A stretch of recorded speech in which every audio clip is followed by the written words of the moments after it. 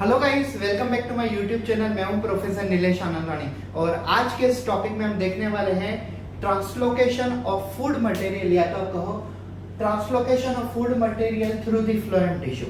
तो इस टॉपिक ये जो टॉपिक है वो है महाराष्ट्र स्टेट बोर्ड सिलेबस में से unit number 6 from the 12th standard biology, that is a plant water relation. So आइए चलिए डिटेल में देखते हैं कि फूड मटेरियल क्या होता है प्लांट में और वो ट्रांसलोकेट कैसे किया जाता है, why you can say by the using of phloem tissue. Let's begin in detail.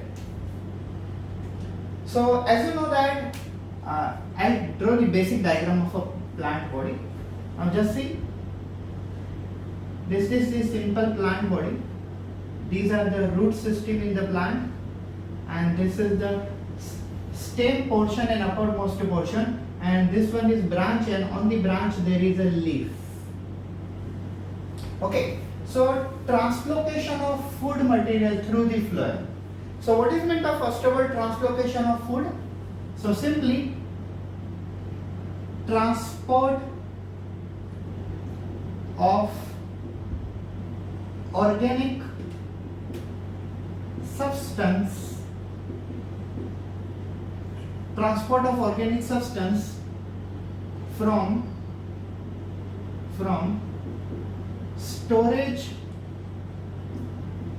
organ or supply point to growing organ or consumption point through phloem tissue is called as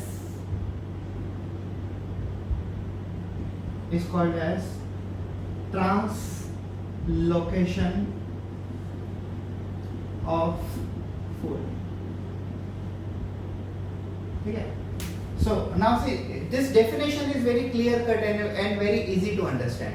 Simply transport of organic substance. Now what is organic substance? To explain this definition I will use this complete topic. Yes, so this is the plant body. We know that leaf are the green in color just because they contain chlorophyll pigment and they undergo by one unique process. The process is called photosynthesis.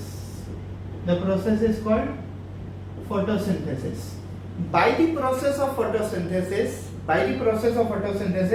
plant generally make one sugar molecule in leaf. This sugar molecule is called glucose. Then plant convert this glucose into sucrose and finally they convert into starch. Finally they convert this food material into starch. सबसे पहले क्या होता है, plant photosynthesis process करके एक sugar molecule बनाते हैं और उस शुगर मॉलिक्यूल को हम कहते हैं ग्लूकोज। और ग्लूकोज जनरली स्वीट होने के कारण ग्रेजिंग और ब्राउजिंग एनिमल अट्रैक्ट हो सकते हैं, तो इसके लिए प्लांट ग्लूकोज का कन्वर्जन सुक्रोज और सुक्रोज का फाइनली कन्वर्जन करते हैं स्टार्च में। ग्लूकोज एक प्रकार का मोनोसेकेराइड है और स्टार्च एक प्रकार का पॉलीसेकेराइड है। तो ग्लूकोज का कन्वर्जन प्लांट स्टार्च में कन्वर्ट करते हैं। तो अब हमें ट्रांसपोर्ट किसका करना है? Translocation of a food through the phloem. तो समझ लो प्लांट के अंदर फूड मटेरियल क्या है? प्लांट के अंदर फूड मटेरियल है स्टार्च, और हमें किसका ट्रांसपोर्ट करना है? हमें ट्रांसपोर्ट करना है स्टार्च का। मतलब किसका ट्रांसलोकेशन करना है? स्टार्च का। तो ये देखिए, ट्रांसपोर्ट ऑफ ऑर्गेनिक सब्सटेंस। अब हमारा ऑर्गेनिक सब्सटेंस क्या हो जाता है? यहाँ पे हमारा ऑर्गेनिक सब्सटेंस हो जाता है starch. Yes, from storage organ और सप्लाई पॉइंट हमें किसका ट्रांसपोर्ट करना है? स्टार्च का। कहां से? स्टोरेज ऑर्गन और सप्लाई पॉइंट से लेके, स्टोरेज और सप्लाई पॉइंट से लेके ग्रोइंग ऑर्गन या तो कंजम्पशन पॉइंट तक। अब हमें ये देखना है कि और ग्रोइंग ऑर्गन और सप्लाई देखिए यहाँ पे हमें चार चीजें हैं। स्टोरेज ऑर्गन जिसे हम सप्लाई पॉइंट भी कहते हैं, तो ये क्या है? पूरी प्लांट के अंदर आप गेस कर सकते हो स्टोरेज ऑर्गन और सप्लाई पॉइंट किसे कहते हैं? हम लीफ को कहते हैं, पीटियोल को कहते हैं, या तो स्टेम को कहते हैं, या तो रूट को कहते हैं। किसको कहते हैं हम? Supply point.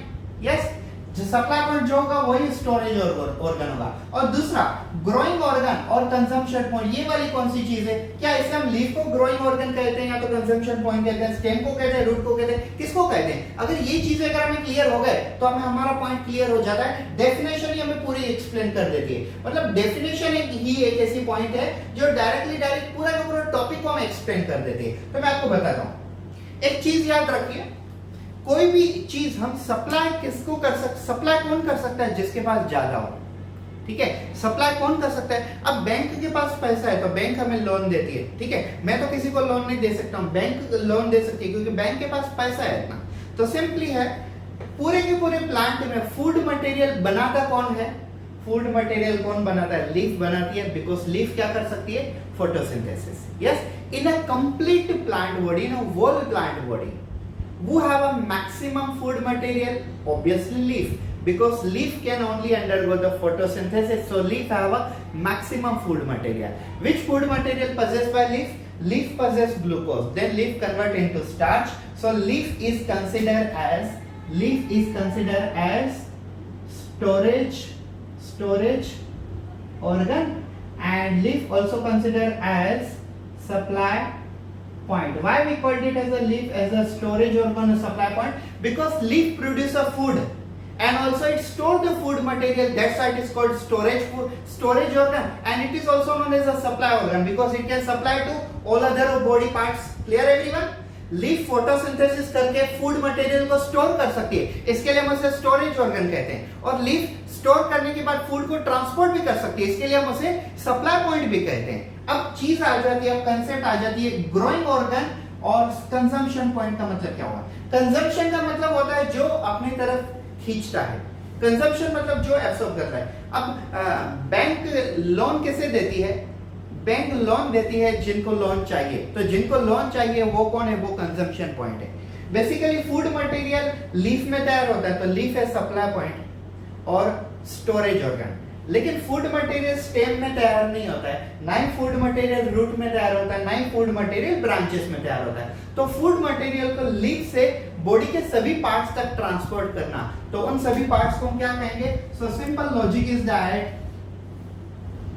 Leaf is supply point, also called storage organ. Correct? Supply point also called storage organ. And stem, root, branches, they are called growing organ, also known as a consumption point. इनको तीसरा भी नाम है, इनको हम कहते हैं sink and. क्या कहते हैं इनको? इनको हम कहते हैं सिंक एंड। सो सिंपली आप समझ लीजिए, transport of organic substance mean starch, जो फूड बन रहा है, transport of organic substance starch from storage organ means from leaf, or you can say supply point means leaf to growing organ or consumption point through the phloem tissue is called translocation of food. मतलब leaf से लेके stem, root और branches तक starch को transport करना, इसे हम कहते हैं translocation of food material. Clear हो गई अब बात? लीफ से लेके रूट, स्टेम और ब्रांचेस तक फूड मटेरियल को ट्रांसपोर्ट करना via phloem tissue, this is called as a translocation of food material. अब मैं आपको एक चीज बता दूं, up to the 1920 several scientists was in the confusion and they were believing that xylem tissue is involved in translocation of a food, mineral and water from root to the topmost part of plant body, and phloem tissue was responsible for transport of a food, mineral and water from top to plant body. But in 1930 one new scientist has introduced one hypothesis called Munch hypothesis, and according to Munch hypothesis it was clear cut understood that xylem tissue only conduct water along with mineral from root to the topmost part of a plant body in only single direction, and Phloem tissue is only responsible for conduction of water and food material, means water and starch material, water and glucose material from top to bottom as well as from bottom to top in bidirection. Why it is bidirection? See, food material prepared in leaf, so it will move from leaf to root, means top to bottom. But sometime, in some cases, when photosynthesis is very less, so that time food material is available in the root, stem and branches. So food will move from root, stem and branches to the leaf, means food will move from bottom to top. Therefore phloem work bidirection and xylem work unidirection. And at that time stem, root and branches turn into the supply point or storage organ, and leaf turn into the growing organ or consumption point or sink end. But in that case only 1920 तक सभी साइंटिस्टों को, biology के scientist को, मतलब plant biology साइंटिस्टों को ऐसा लगता था कि जाइलम टिश्यू का काम होता है वाटर, मिनरल और फूड को रूट से टॉप मोस्ट लीफ तक कैरी करना, और फ्लोएम टिश्यू का काम होता है फूड, वाटर और मिनरल को टॉप से बॉटम तक कैरी करना। लेकिन 1930 में एक नए साइंटिस्ट आए जिन्होंने एक नया हाइपोथेसिस दिया, अंदाजा लगाया, जिनको हम कहते हैं मंच हाइपोथेसिस 1930 में। तो मंच हाइपोथेसिस में ये क्लियर कट सबको समझ गया कि जाइलम टिश्यू का सिर्फ काम होता है वाटर और मिनरल को कंडक्ट करना रूट से लीफ तक, नीचे से ऊपर तक, और फ्लोएम टिश्यू का काम होता है फूड मटेरियल और वाटर को ट्रांसपोर्ट करना ऊपर से नीचे तक, मतलब लीफ से रूट तक और रूट से लीफ तक, मतलब लीफ से रूट, स्टेम और ब्रांचेस तक, और ब्रांचेस, स्टेम और रूट से लीफ तक। हाँ, फ्लोएम टिश्यू बाय डायरेक्शनल काम करते हैं, टॉप से बॉटम तक और बॉटम से टॉप तक, दोनों। क्यों ऐसा? फोटोसिंथेसिस जब नॉर्मल होती है तो फूड ज्यादा लीफ में तैयार होता है, तो लीफ से फूड ट्रांसपोर्ट होता है नीचे के ऑर्गन तक। उस वक्त लीफ क्या होती है? लीफ होती है स्टोरेज ऑर्गन और सप्लाई पॉइंट, और स्टेम, रूट और ब्रांचेस होते हैं consumption point, sink point and या तो ग्रोइंग ऑर्गन। लेकिन जब फोटोसिंथेसिस कम होती है तब स्टेम, रूट और ब्रांचेस में फूड ज्यादा होता है, तो तब ये क्या बन जाते हैं? ये बन जाते हैं सप्लाई पॉइंट और स्टोरेज ऑर्गन, और लीफ क्या बन जाती है? लीफ बन जाती है ग्रोइंग ऑर्गन, कंजम्पशन पॉइंट या तो सिंक एंड। ये लेकिन ये तभी हो सकता है जब फोटोसिंथेसिस का रेट कम होता है। सो ये वाला टॉपिक था हमारा, translocation of food through the phloem. Phloem क्या है? एक्चुअली फ्लोएम एक कंडक्टिंग टिश्यू है जो फूड और वाटर को कंडक्ट करता है, इसके लिए हम कंडक्टिंग टिश्यू का यूज करते हैं। So thank you so much for watching this video. Hope so you have understood this in a very short period of time. Thank you. Have a good day.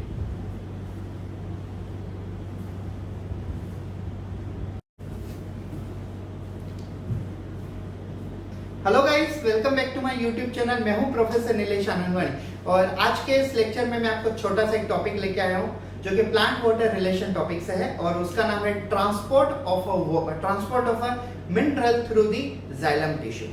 So let's begin.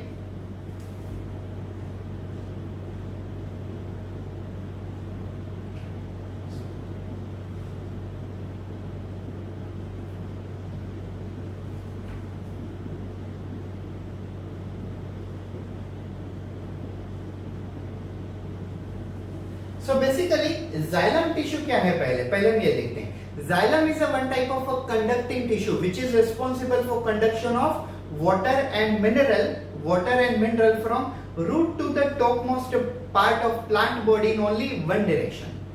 Xylem एक ऐसा conducting tissue है जिसका काम है water और mineral को conduct करना root से लेके लीफ तक, सिर्फ एक ही डायरेक्शन में, बॉटम टू टॉप, नीचे से ऊपर तक। ये एक ही काम होता है जाइलम का। अब जाइलम का बेसिकली काम है ट्रांसपोर्ट ऑफ मिनरल थ्रू। अब हमें क्या देखना है? Transport of a mineral through xylem. तो जाइलम मिनरल को कंडक्ट करेगा through the along with the water actually. तो हम बेसिकली देखते हैं, ये वाला है एक प्लांट बॉडी, ये प्लांट के स्टेम पोर्शन है, और ये वाला है प्लांट का रूट। सो ये है soil capillary, yes, this one is soil capillary, and here there is a water is available. This one is called capillary water, and this one is soil, and this is the uppermost part of plant body. Say for example leaf, and inside the leaf there is a stomata. Okay, so how transport of mineral through the xylem tissue takes place? I'll tell you. Transport of a mineral means what kind of material? Actually, we know that number of a major element and number of a minor element, mean number of a macro elements and number of a micro elements are present in the soil. But you cannot directly absorb mineral. Only means you cannot only absorb mineral. You have to absorb mineral along with the water because mineral will be easily dilute in the water. हम कभी भी मतलब plant कभी भी अपने root के through सिर्फ mineral को एब्सॉर्ब नहीं कर सकते ऊपर. प्लांट को मिनरल को एब्सॉर्ब करने के लिए उसके साथ वाटर को भी एब्सॉर्ब करना पड़ेगा, क्योंकि अगर वाटर को एब्सॉर्ब नहीं करेंगे तो मिनरल डाइल्यूट नहीं हो पाएंगे. और अगर हमें ट्रांसपोर्ट करना है तो ट्रांसपोर्ट करने के लिए हमें दो टेक्निक का यूज करना पड़ेगा. कौन सी दो टेक्निक होगी? ये टेक्निक होगी, एक होगी एक्टिव ट्रांसपोर्ट और एक होगी passive transport. Now there will be two type of a transport mechanism performed by the xylem tissue, actually performed by the root actually. Yes, one will be active transport and second will be passive transport. Now what will be active transport, what will be passive transport? Active transport will be performed by the osmosis and passive transport will be performed by the diffusion. Now why active by osmosis and why passive by diffusion? I'll tell you. Active is the type of a process where there is a loss of energy and passive is the type of a process where there is no loss of energy. Active एक ऐसा प्रकार का transport है जिसमें energy का loss होता है और इसके लिए हम ऑस्मोसिस प्रोसेस यूज करते हैं. और पैसिव एक ऐसा ट्रांसपोर्ट है जिसमें एनर्जी का लॉस नहीं होता. ये प्रोसेस खुद ब खुद ऑटोमेटिक होती है, इसके लिए हम उसे कहते हैं डिफ्यूजन. तो पहले मैं आपको पैसिव ट्रांसपोर्ट समझाता हूँ. अब आप ये देखिए कि ये वाली लीफ है, लीफ में से स्टोमेटा, ठीक है. तो आप ये देखिए स्टोमेटा कौन सी प्रोसेस में जाते हैं? स्टोमेटा जाते हैं ट्रांसपैरेशन. तो ट्रांसपैरेशन के थ्रू क्या होता है? वाटर बाहर निकलता है. अब ये जो वाटर बाहर निकलता है तो वाटर कहां से एब्जॉर्ब किया जाता है? लीफ में से. लीफ कहां से वाटर एब्जॉर्ब करती है? ब्रांच में से. और ब्रांच कहां से वाटर एब्जॉर्ब करते हैं? स्टेम. और स्टेम कहां से वाटर एब्जॉर्ब करते हैं? रूट. रूट कहां से वाटर एब्जॉर्ब करते हैं? वाटर या तो मिनरल कहां से एब्जॉर्ब करते हैं? Capillary water. यस, तो मतलब जो लीफ में से वाटर बाहर जा रहा है वो फाइनली वाटर कहां से एब्जॉर्ब हो रहा है? कैपिलरी वाटर से. ये ऑटोमेटिकली एब्जॉर्ब होता है और अगर ये ऑटोमेटिकली एब्जॉर्ब होता है so there is no loss of energy. So there is no loss of energy, therefore we called it as a passive transport and it is performed by the diffusion process. But every time it is not happening. सभी time ऐसा नहीं होता. अब आप ये देखिए active transport osmosis. Sometime what happen? Mineral present in the root. Sometime what happen? Mineral in root is more as compared to soil. ठीक है. Mineral present in the root is more as compared to in the soil. So what is the osmosis? Movement of only solvent from lower concentration to the higher concentration. Now minerals are more in root and less in the soil, so they will move from soil to the root. अब आप ये कहोगे कि sir आप तो कह रहे हो सिर्फ ओनली सॉल्वेंट मूवमेंट. ऑस्मोसिस में सिर्फ सॉल्वेंट मूवमेंट होती है, लेकिन प्लांट को सिर्फ वाटर की जरूरत नहीं है, प्लांट को सिर्फ सॉल्वेंट की जरूरत नहीं है, प्लांट को सोल्यूट की मतलब मिनरल की भी जरूरत है. तो प्लांट ऑस्मोसिस के थ्रू मिनरल को एब्जॉर्ब करेंगे, लेकिन मिनरल तो ऑस्मोसिस से आते ही नहीं, सिर्फ सॉल्वेंट ही आता है, लेकिन मिनरल भी आ सकते हैं. इसलिए हमें क्या करना पड़ेगा? जोर से प्रेशर अप्लाई करना पड़ेगा. और जब हम प्रेशर अप्लाई करेंगे तो वो वाला प्रेशर होगा ऑस्मोटिक प्रेशर. और जब हम ऑस्मोटिक प्रेशर अप्लाई करेंगे मिनरल को एब्सॉर्ब करने के लिए तो उस समय हमारी काफी एनर्जी का लॉस होगा. So loss, there is what? Loss of energy, and that is why it is active process and it is performed by osmosis. So there are two different method of transport of a mineral through the xylem tissue. One is by active process, it is performed by osmosis where there is loss of energy, and second is a passive process which is where there is no loss of energy because it is automatically taking place process. It is done by the diffusion process. Sometime what happen? Imbibition से भी passive process होती है क्योंकि imbibition में भी energy का loss नहीं होता. तो ये वाला कंसेप्ट हमारा transport of mineral through xylem. It was a small topic but very easy to be understand. Thank you. Have a good day.